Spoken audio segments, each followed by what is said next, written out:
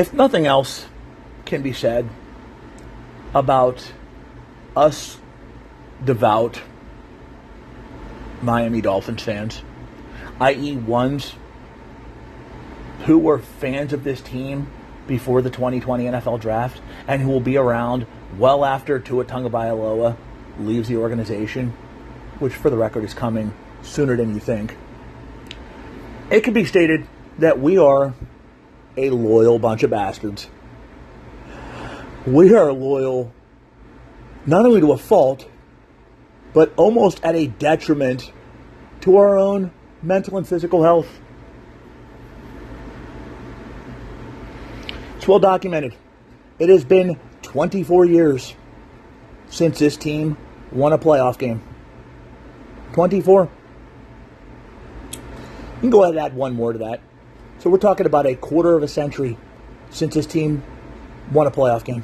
Because I'll tell you right now, the Miami Dolphins of 2025 are going nowhere fast. Not with the roster Chris Greer constructed. Not with this buffoon head coach running the show. And I get it.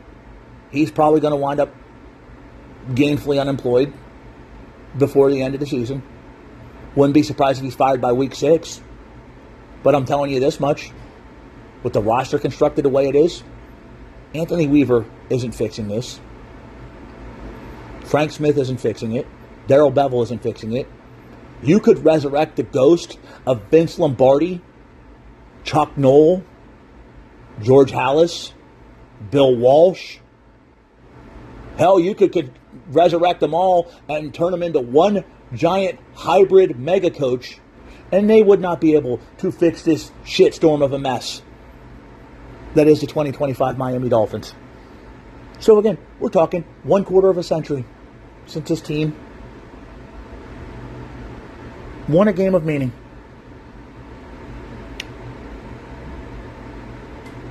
In fact, if you want to know how long it's been, last 2 playoff wins were over the Indianapolis Colts when Peyton Manning was in his 2nd year in the league. By the way, Manning has been retired for almost a fucking decade now. And the other one was against the Seattle Seahawks, who have been in the NFC now for 20 years.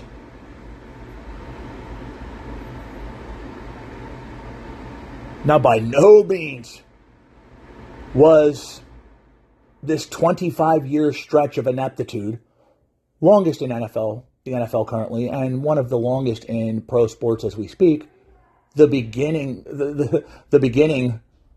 of the problems. You could argue this shit started back on January 17th, 1993, when Buffalo knocked the piss out of Miami in the AFC Championship game. Haven't been back since, haven't come close. If you really want to go even further back, you could certainly argue that this shit started back on January 12th, 1986, when at home against the New England Patriots in the 85 championship game, AFC-wise, they went out there and got beat by a team that they should have blown off the fucking field in the first quarter. Everybody and their mother was hoping for Dolphins-Bears 2. As some of you may know, the Dolphins were the only team to beat the Bears that year. And they matched up quite well against them in the Super Bowl rematch. But instead, they are at home against a Patriots team that basically was done the moment the opening kickoff happened in the Super Bowl that year. And shit the bed. Say right then and there, that was the beginning of the end. And where the problems really began. The decline of Don Shula as a coach and as a man who ran the show was pretty noticeable. Everybody sucks Jimmy Johnson's balls, but I'm going to tell you right now, there has never been a more overrated coach that this franchise has had than Johnson. You could argue overrated coach, period. Okay? Barry Switzer proved you could win a Super Bowl with the Dallas Cowboys that were constructed the way they were. Okay? Anybody calls Barry Switzer a great coach is a fucking buffoon, at least on the NFL level. As a Texas Longhorns fan, I'll argue he certainly wasn't that great in college either, but at least there you've got some debate. This is the way the life's been. This is the way the majority of my existence as a Miami Dolphin fan has run. I've been a fan since '83. And this team has found way after way after way to pull all of our pants down and kick us square in the genitals. Sometimes it took them a lot longer to land the sharp blow where it counts. Sometimes they did it right off the bat. This year, I'll give them credit. At least there isn't any false hope. We knew coming in it was going to be a shit show. You want to hear something sad? One of my favorite Dolphin teams of the last 15, 20 years was the 2019 squad. Brian Flores' first year. We knew that team was going to stop coming in. That team was constructed like a fucking expansion franchise in its first year. I said if that team won a game, I would have been surprised. They won 5. They overachieved. When a 5-win team is the one that gave you any kind of hope, does that tell you all you need to know about what we've had to endure as a fan base? Yeah. Since Dave Wannstedt was shown the door, by the way, Dave Wannstedt was certainly no prize as a coach, but next to some of these names, he may as well have been Don Shula 2.0. It's been coach after coach after coach after coach. By the way, the greatest college football coach of all time was in Miami long enough to realize what a disorganized clusterfuck it is, and he decided to take his shit and go back to the college ranks. Smartest thing he ever did. Because believe me, he'd have stuck around here, it would have just got worse. By no fault of his own. He realized the writing was on the wall when he wanted to pick Drew Brees, and he had Captain Lake Minnetonka, Dante Culpepper, with 2 bum knees forced upon him, but we were worried about Drew Brees' shoulder. Okay. We've had that. We've had quarterback after quarterback after quarterback after quarterback.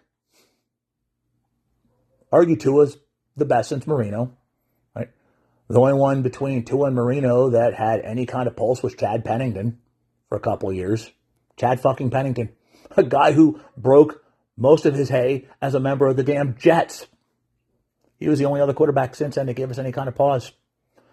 And I got plenty to say about Tua, trust me. Okay, he's not getting off the hook here.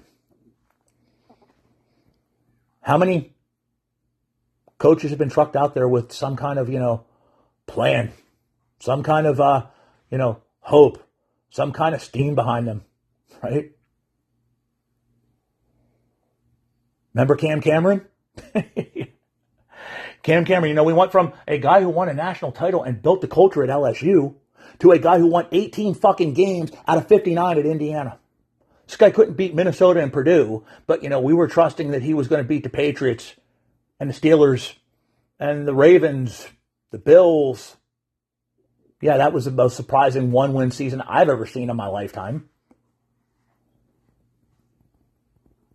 McDaniel heard all the shit that was said about him when he first got in. This savant, football IQ off the charts. Supposedly had a mental level IQ as a human being, right? Guy went to Yale for Christ's sake. Yale. Then he throws out this quote. To win the games, you have to win the game and not lose the game honestly. And that's how you lose the game. What the fuck is this?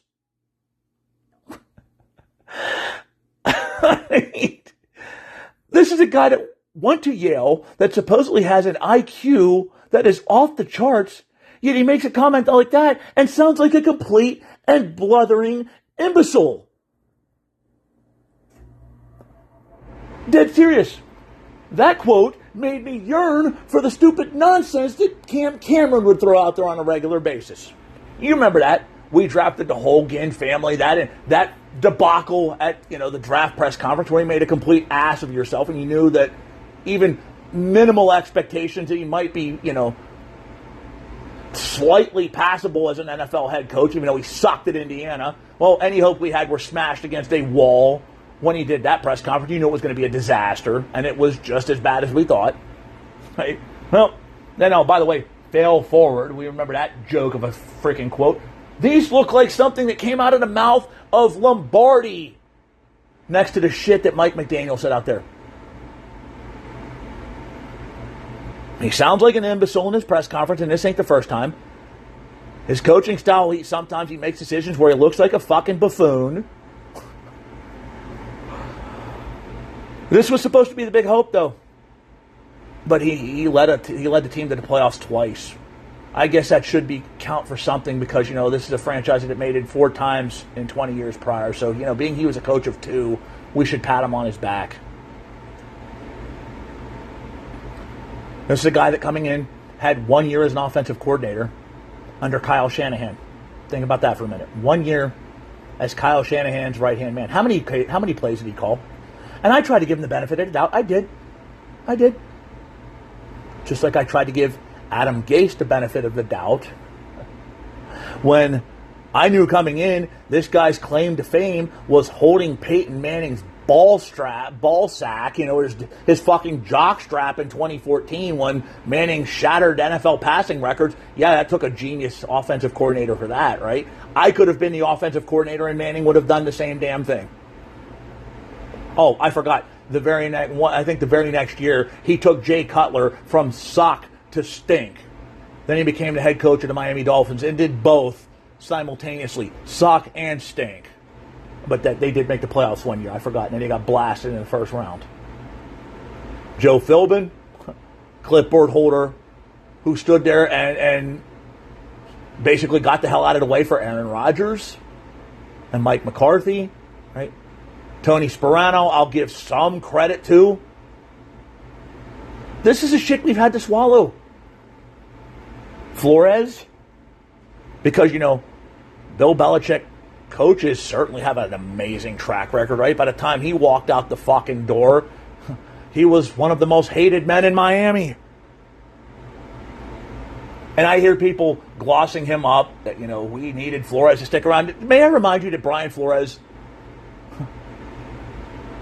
lost to Urban fucking Meyer in the NFL. Okay, Urban Meyer has 2 wins as an NFL head coach. One of them was against the Dolphins, coached by Brian Flores. This is a guy who fired his initial offensive line coach in training camp. Couldn't keep an OC. Couldn't keep an offensive line coach. Was a revolving fucking door. Yeah, that worked out wondrously, right? When's it going to change?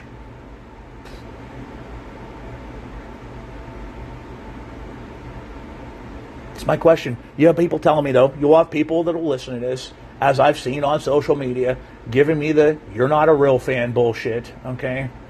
Because I don't kiss Tua's ass, even though the fact the guy still has a deer in the headlights look a lot of games, and is still making the same dipshit mistakes he made as a rookie.